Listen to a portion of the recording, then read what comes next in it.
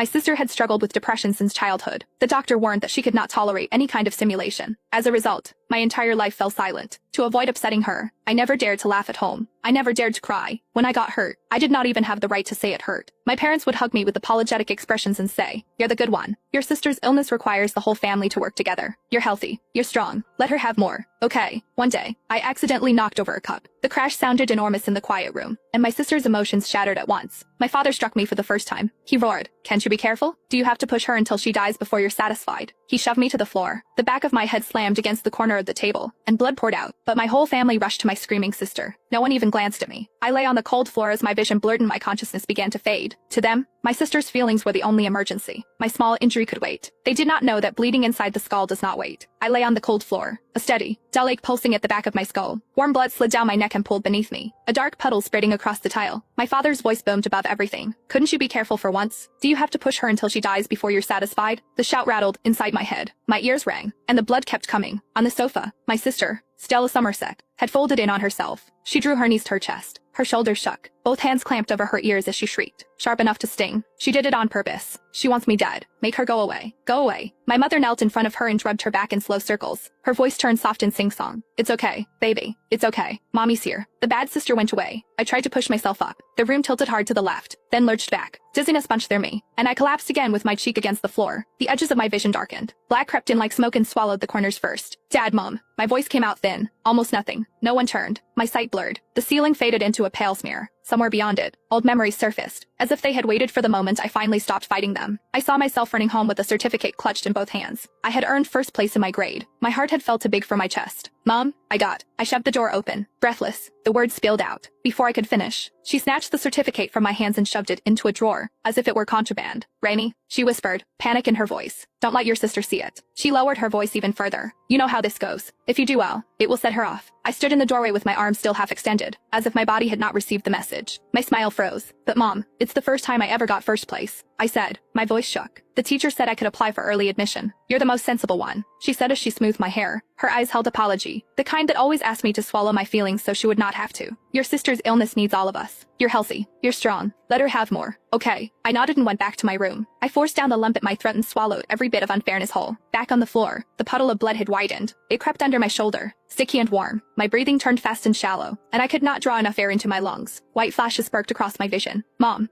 I tried again. This time the word scraped out of me. "It hurts." My mother finally glanced over her shoulder. She frowned as if I had interrupted something important. "Rainey, stop it," she said. "Can't you see your sister is unwell?" "Wait." My sister's screaming spiked even higher. "Make her leave. Make her go away." She grabbed a glass from the coffee table